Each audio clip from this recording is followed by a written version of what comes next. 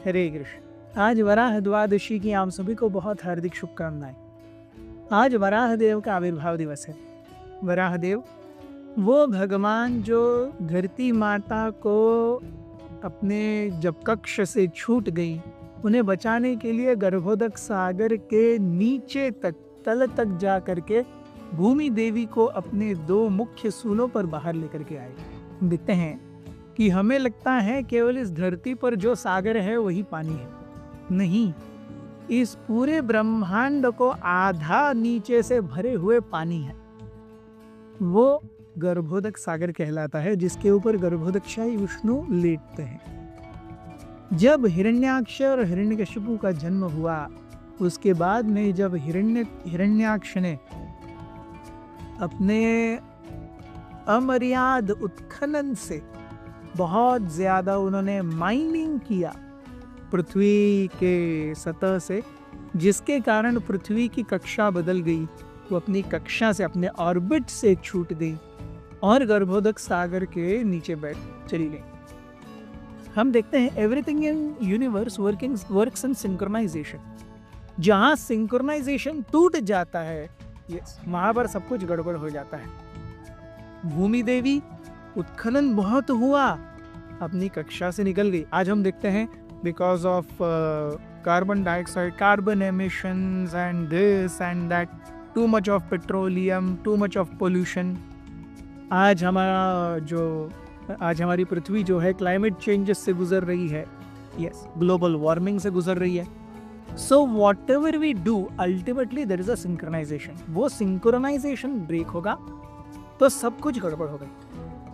हिरण्याक्ष ने भूमि का इतना सिंक्रोनाइजेशन गड़बड़ कर दिया, भूमि गर्भोदक सागर के नीचे चली गई। तब भगवान उस पृथ्वी को अब देख तो नहीं सकते, भूमि समुद्र के अंदर है, पानी के अंदर है, पानी के अंदर कोई देख नहीं सकता। पानी के अंदर सूंघ सकते हैं, पानी के अंदर सूंघ सकते हैं, तो सूंघने की शक्ति सबसे ज्यादा किसमें है? सूकर में है। तो भगवान सूकर का, एक सुअर का रूप लेकर के आते हैं, जंगली सुअर का रूप लेके आते हैं, and he dives deep into Garbhodaka ocean. Srimad Bhagavatam explains this concept very nicely. बहुत सुंदर रूप से इसका वर्णन करते हैं कि जब वराह देव गर्भोदक सागर में कूदे, तो उनकी कूद का जो वेलोसिटी था, उसका जो प्रभाव था, उतना ज्यादा था कि ऐसे लगा जैसे गर्भोदक सागर कितना गहरा है? आधा ब्रह्मांड गर्भोदक सागर से भरा हुआ है। Half of this universe is filled with Garbhodaka सागर। यस, उसके पानी में से दो ऐसी विशाल लहरें आई, ऐसा लगा जैसे गर्भोदक सागर दो भागों में बट गया हो। वराह देव नीचे गए, सूंघ करके भूमि को लाए ऊपर। भूमि को लाने के बाद में हिरण्याक्ष ने देखा, हिरण्याक्ष के साथ में वराह देव की बहुत सुंदर रूप से जो युद्ध होता है उनके बीच में, उसका भी वर्णन है भागवतम में। And a very beautiful point that comes up in Bhagavatam is, Hiranyaksha Varaha Dev को देख करके उन्हें बहुत गाली देते हैं। हिरण्याक्ष वराह देव को देख करके बहुत गाली देते हैं। सो ये अभद्र शब्दों का व्यवहार, ये आसुरी प्रवृत्ति से बहुत पहले से जुड़ा हुआ है। आजकल की सभ्यता में लोग अभद्र शब्दों का उपयोग करना कूल समझते हैं। Yes, that is in line. ये तो आजकल की पीढ़ी है। हर सेंटेंस का शुरुआत अभद्रता से, एंडिंग अभद्रता से नहीं। इसका मूल उपयोग जो है हिरण्याक्ष ने किया है भगवान को गाली देने के लिए। That is one. Second is, Bhagavatam वर्णन करता है जब भगवान को गाली दी हिरण्याक्ष ने, भगवान को बुरा लगा। ये भी भागवतम में वर्णन है। कृष्णा फेल्ट बैड और वराह देव फेल्ट बैड। हम देखते हैं यूजुअली भगवान को शास्त्रों में या लोग ज्यादातर एक शक्ति के रूप में, एक सत्ता के रूप में, कि आप अगर गड़बड़ करो तो आपको दंड मिलना ही मिलना है, ऐसे रूप में भगवान को प्रोजेक्ट किया जाता है। But we seldom understand that God is also a sentient being. Sentiment, one who has sentiments. भगवान को भी भावनाएं हैं, भगवान को भी अच्छा लगता है, बुरा लगता है, उन्हें दुख होता है। और ये सब भावनाएं हम देखते हैं श्रीमद् भागवतम में, भगवत गीता में, अनेक अनेक पुराणों में बाहर आती है। सो हमारे अंदर जो कुछ भी है वो इसीलिए है क्योंकि भगवान के अंदर वो है। हमारे अंदर from external point of view हमारे अंदर चोरी करने की इच्छा है, भगवान भी माखन चोर है। लेकिन कहने का तात्पर्य है उनके अंदर जो कुछ भी है वो परफेक्ट है, क्योंकि भोग करने की इच्छा से वो कोसों दूर है। वो अपने भक्तों को आनंद देने के लिए करते हैं। जैसे बच्चा अपने पिता की ही जेब से 10 रुपए निकाल करके बाहर डेयरी मिल्क ला करके पिताजी को हैप्पी बर्थडे बोलता है। अब टेक्निकली ये चोरी हुई क्योंकि पिताजी को बोला नहीं, उनको सरप्राइज देना था। सो टेक्निकली ये चोरी हुई, लेकिन आप अपने बच्चे को 10 रुपए की चोरी के लिए मारते हैं क्या? नहीं।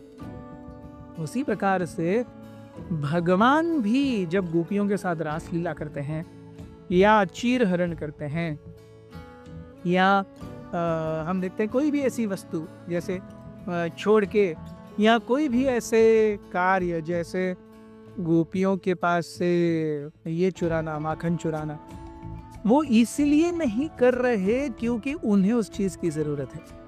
वो इसलिए कर रहे हैं क्योंकि वो अपने भक्तों को आनंद देना चाहते हैं। इन एज मच एज वो बच्चा 10 रुपए उठा रहा है क्योंकि उसे अपने पिताजी को आनंद देना है कैडबरी डेयरी मिल्क लेकर के। But when we do somethings like this, हम उसे अपने आनंद के लिए करते हैं और हम अपने कर्म बंधन में फंस जाते हैं। सो भगवान को बहुत बुरा लगता है कि हिरण्याक्ष ने उन्हें गाली दी। भगवान और हिरण्याक्ष का युद्ध है, सुंदर रूप से हिरण्याक्ष को मार देते हैं। और उसके बाद में हम देखते हैं कि वो जो भगवान और भूमि का मिलन है, उससे अब भगवान ने कैसे मिलन किया भूमि देवी के साथ में? वो टस्क्स के ऊपर, जैसे स्त्री पुरुष मिलन करते हैं वैसा नहीं। yes. मिलन हुआ बस टस्क से। भूमि देवी वरादेव के वो 2 सूलों पर ऊपर उठ के आई, but Bhumi Devi became pregnant because of that touch. Bhumi Devi became pregnant because of that touch, and the child that came out was Bhaumasura. Bhauma क्योंकि भूमि का पुत्र है, उन्होंने असुरों का संग किया और भगवान का बेटा भी असुर बन गया। क्योंकि वो दूसरों को नारकी की यातनाएं देता था, इसलिए उसका नाम नरकासुर भी कहा गया है। हम जिसके पुतले को दिवाली के लिए दिन जलाते हैं। सो नरकासुर एक्चुअली भगवान का पुत्र है। सो सी भगवान कितने इम्पार्शियल हैं। भगवान की महानता हमें देखने को मिलती है। भगवान का एक हृदय कि हिरण्याक्ष के गाली देने से भगवान को बुरा लगा। भगवान की महानता, ये भगवान का सूला, भगवान का टस्क भी वो कार्य कर सकता है जो किसी साधारण जीव के जननेंद्रिय करते हैं। और तीसरा कि भगवान चाहे अपने बेटे के साथ ही क्यों न हो, पक्षपात नहीं करते। अगर वो असुर है तो उसे मरना ही पड़ेगा। भगवान कृष्ण ने स्वयं अपने बेटे को मारा, नरकासुर को मारा, भौमासुर को मारा।